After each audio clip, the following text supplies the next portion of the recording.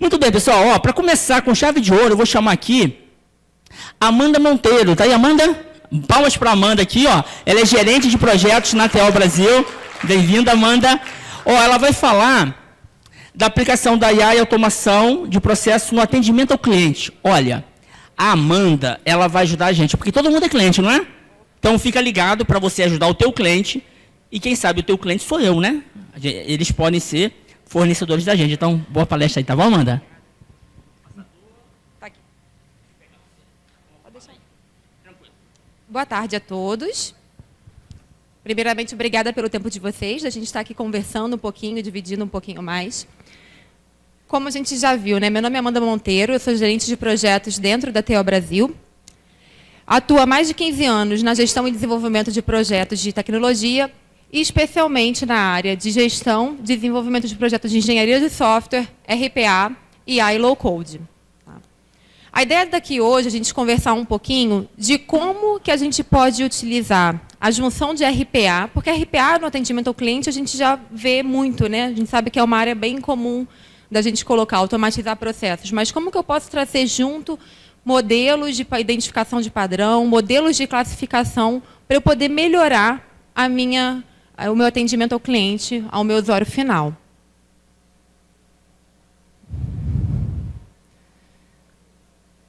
Passar um pouquinho aqui, né?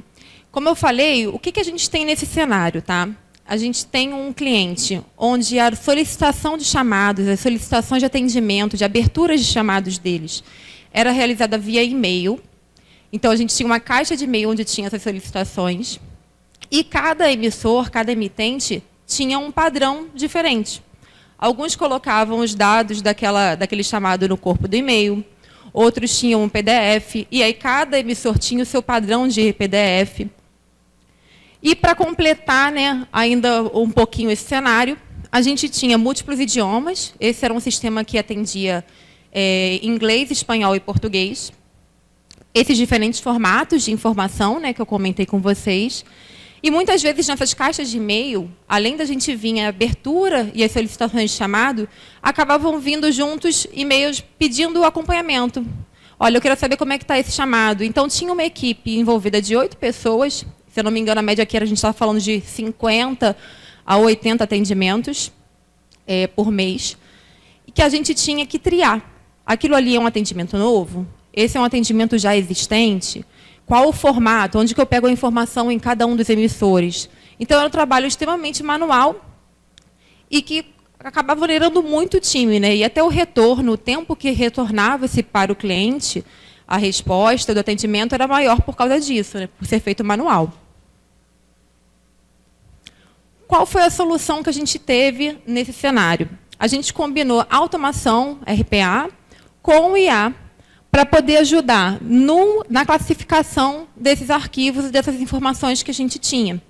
Então, a gente criou um orquestrador, onde ele extraía essas informações da caixa de e-mail de entrada, alimentava alguns motores de identificação de padrão, até porque é um grupo de emissores, então cada um tinha o seu padrão, a gente ia alimentando e ensinando esses motores de classificação, e fazia a extração e tratamento de dados para até escrever no sistema de chamado do cliente, na ponta final. Aqui é um desenho de arquitetura, né, básico da solução. Então, a gente começava aqui com o Mail Automation, onde a gente tinha o orquestrador, é nosso principal, ele ia até a nossa caixa de e-mail, fazia a leitura desses e-mails, alterava aquele status para poder vincular ele como lido, extraía os PDFs, identificava quais eram os padrões de PDF de informações que a gente tinha. Uma vez que isso era identificado, a gente tinha um motor de padrões, onde a gente ia fazer o treinamento do padrão para identificar qual era o emitente que a gente estava trabalhando, o treinamento para poder extrair os dados nos diferentes formatos que nós tínhamos, e também o último, para interpretar o chamado e identificar duplicidade. Então, assim, se aquele chamado já tinha sido tratado, já tinha sido aberto, a gente identificava isso para não ter uma duplicidade. Num terceiro momento, a gente buscava alguns dados complementares daquele cliente, daquele emissor. A gente tinha uma integração também com o CRM para obter os dados desse cliente, e isso era registrado no sistema de atendimento deles. Aqui eu tenho um pedacinho do vídeo que a gente vai mostrar com parte desse processo, tá?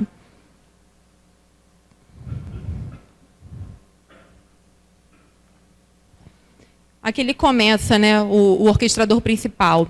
Ele vai fazer a extração dos dados. Esses dados são lidos dessa caixa de e-mail, como eu comentei com vocês. E ele começa, nesse cenário aqui, essa parte do processo, ele pega esses dados e ele vai começar a jogar no Excel que ele usava de auxílio, né, nesse cenário. Então, ele começa a ler cada e-mail e ele vai fazendo esse jogo, né? Então, aqui tem algumas mensagens de apoio. Vou passar um pouquinho só para a gente facilitar. Aqui, ele pegava uma planilha. Esse cenário aqui é um cenário que a gente está falando do mundo segurador, tá, pessoal? Então, ele vai identificando através dos diferentes PDFs e dos diferentes documentos que a gente recebeu e ele vai jogando aqui os dados. Então, qual foi a data que aquele sinistro ocorreu, o local, qual foi o registro, algumas classificações auxiliares que a gente precisava pegar. Então, ele vai extraindo todas essas informações e vai colocando daqui, nessa planilha auxiliar. Num segundo momento, esses dados aqui são cruzados com o CRM do cliente e são colocados no sistema de chamado, com a abertura do chamado dele. Deixa eu passar aqui um pouquinho.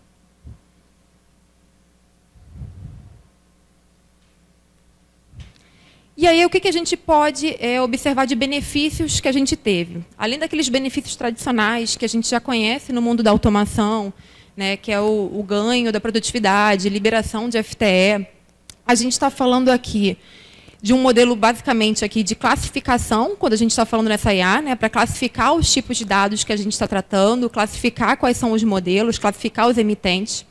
Então, a gente teve essa classificação automática dos chamados de atendimento que eram realizados. Facilitou a integração e abertura no sistema de atendimento. Então, a gente teve uma celeridade nesse processo. O retorno para o cliente também foi mais célere, porque uma vez que esse chamado era aberto no sistema de atendimento, ele já recebia a notificação dizendo que aquele chamado dele, aquela solicitação estava sendo tratada. Tem uma questão aí que a gente está falando de interpretação de contextos, porque a gente tem contextos diferentes de emissores diferentes e cada emissor tem a sua particularidade. Um dos diferenciais também nesse cenário é a questão de ser multilíngua. Então, a gente estava tratando as 3 linguagens possíveis, né, nesse cenário de atendimento. E, como a gente falou, a satisfação do cliente final, como um todo, ela é elevada, né? Uma vez que a gente tem um atendimento mais rápido e mais transparente para ele. E aí, quando a gente fala de aplicabilidade, quando a gente está falando aqui de cenários, esse cenário específico é um cenário de segurador. Mas, como o Muniz bem falou aí no início, todos somos clientes e todos temos clientes em algum nível.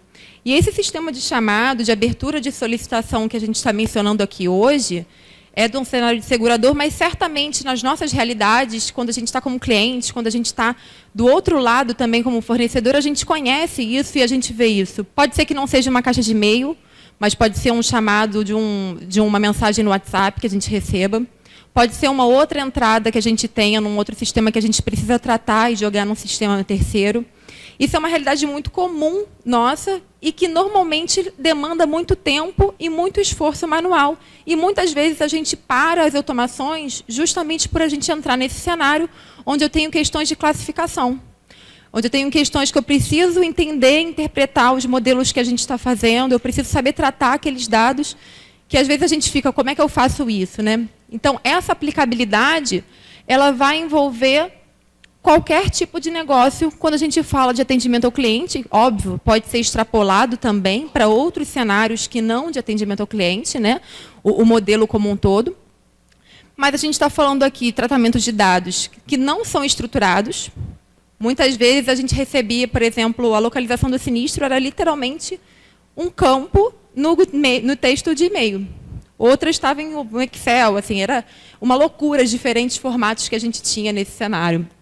Então, a gente está falando aí de um tratamento de linguagem natural também, e a extração, identificação e alimentação de modelos, padrões e classificação para a gente poder fazer esse trabalho.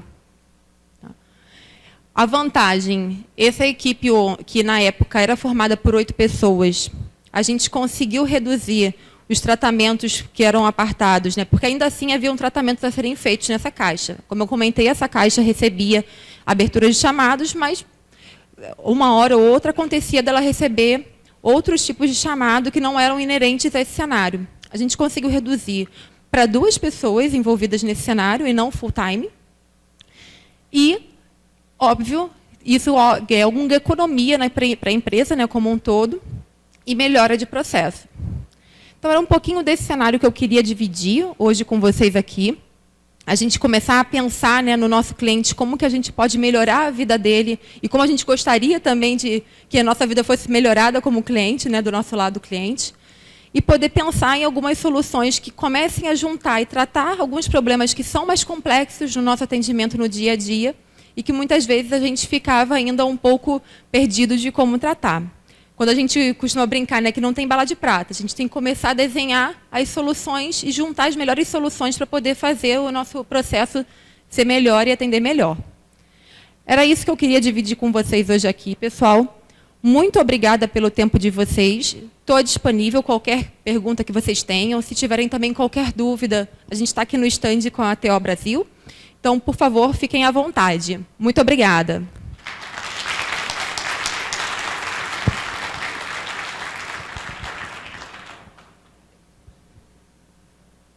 Alguém tem alguma dúvida, alguma pergunta para fazer?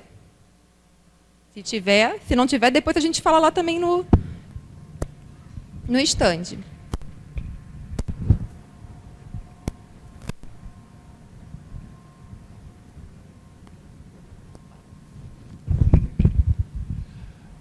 Pessoal, perguntas? A Amanda está aqui, está no stand dela lá. Fiquem à vontade, participem com perguntas localmente. Muniz, você. Valeu, obrigado, Eduardo. A Amanda foi rápida, a Luísa aqui, ó, a charada da minha filha, mesmo um sorrisão. Vou fazer uma perguntinha, né? Amanda, parabéns aí pela sua apresentação. Obrigada. Me diga, como é que está a evolução assim, ao longo do tempo? Como é que está o perfil dos clientes? Quais são as procuras? O que mais pedem?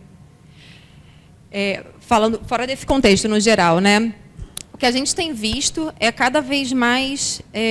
a gente fala, obviamente, a gente está aqui num evento falando de RPA e de inteligência artificial, mas a gente fala muito do RPA, e a gente está num passo acima, né? A gente está indo para a questão, já estamos, na verdade, da hiperautomação.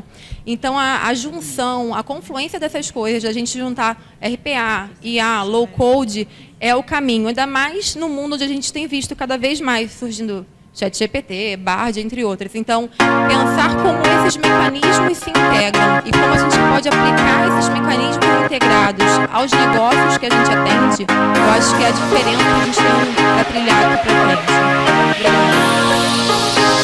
Muito bom. Tá. Mas alguém pessoal tem uma pergunta aqui para Amanda? Eu falei de cliente, né, Amanda? Posso fazer a pergunta? Já que eu não tenho, eu faço, né?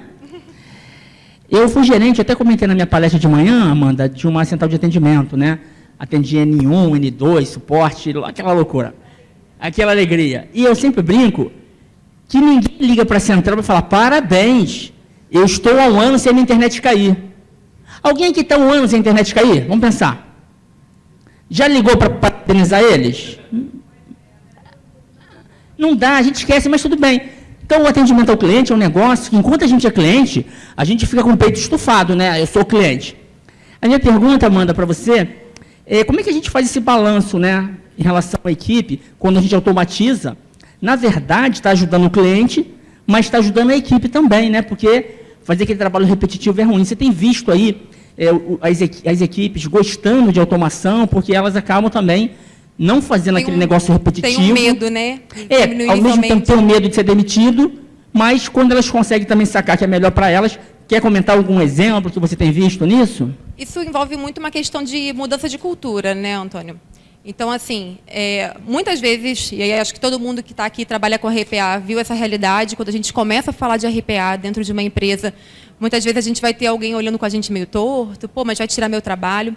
Mas quando as pessoas percebem o ganho que elas têm, porque isso é óbvio, né? A gente já ouviu falar isso 10 vezes, mas quando a gente fala de RPA, a gente está liberando as pessoas para trabalhos melhores. E vamos combinar que é difícil uma pessoa gostar de fazer o mesmo, todo dia a mesma coisa, abrir um arquivo, copiar um dado para um lado para o outro, por exemplo. Então, a gente começa a ter atividades mais analíticas, atividades mais nobres, E aí, quando você falava de como que a gente mensura o ganho, aqui a gente está falando em relação às equipes, né? Mas uma coisa que a gente tem conversado muito é que hoje, principalmente quem já tem rodando com o modelo de RPA há muito tempo, ó, já tem um COI estruturado, a grande dificuldade das empresas atualmente é como é que eu calculo se aquilo que eu estou mensurando, aquilo que eu automatizei, se o ROI realmente está trazendo valor para a minha empresa. Acho que esse é o grande desafio que a gente tem visto nos últimos tempos. Como que a gente consegue? Porque a gente está muito acostumado em falar em FTE. Eu reduzi tantos FTEs da minha equipe, eu reduzi tantos FTEs no meu processo. Mas tem coisas que não são tão tangíveis. Às vezes é o meu cálculo de satisfação do meu cliente, que é mudado. Então, acho que o grande desafio, é uma das coisas que a gente tem tratado muito com os nossos clientes, é medir corretamente aquilo que a gente está automatizando e, por vezes, também revisitar aquilo que a gente automatizou, para ver se aquilo ainda faz sentido, porque uma automação que eu fiz 1, 2 anos atrás, pode ser que hoje ela não faça o mesmo sentido e ela tenha até mudado um foco, o objetivo, e precisa ser revisitada. Acho que esse é o grande desafio de quem vem nessa trajetória de algum tempo, medir corretamente, calcular ROI corretamente, não vendo necessariamente só o FTE, mas aquilo que está agregando valor para o negócio. Muito bom. Palmas aí, pessoal, para Amanda. Mandou ver. Tem um livrinho aí para mim? Me dá aqui um, Pedro. Deixa eu dar de presente aqui para Amanda o livro. Depois eu autografo para você, tá bom? Inclusive, Amanda, deixa eu falar aqui. Você está lá com o stand, né? Sim. Deixa eu falar aqui. Quem não recebeu o livro ontem deve estar triste, porque foi ontem que a gente entregou. E a Amanda se deu bem, que hoje só os palestrantes estão recebendo. Tem um estudo aqui que eu acho que é legal complementar o que tu falou, para todo mundo. Setor bancário, a gente sabe que perdeu muitas vagas, não é? Tem um estudo que eu não conhecia, eu coloquei no livro, você vai ver lá, Amanda, que eu acho que te ajuda até você trazer esse exemplo nas próximas palestras, que eu errava nisso. Eu falava assim, antigamente chegava no banco, tinha lá 30 caixas, não era assim? Uma agência central. Você chega hoje, tem um escondido lá no canto, que eles não querem que você veja mais o caixa humano, né? Mas tem um estudo aqui muito legal, que provou que a automação aumentou o número de pessoas que trabalham no banco, com o que você falou agora. Não o caixa que fica só trocando dinheiro e pagando conta. Mas aquele profissional, como você falou, ele vai fazer outras coisas. Ele vende um plano de previdência, capitalização, né? Ele faz coisas melhores do que só a parte de automação. Então, está aqui nesse livro, espero que você goste, tá bom? Muito obrigada. Tirar uma fotinha aqui. A fotógrafa está ali. Pá. Vai aquecendo ali o Jarbas. Jarbas já está ali, esse cara é bom, ó. Já está aquecendo ali. Show de bola. Obrigado, tá, Amanda?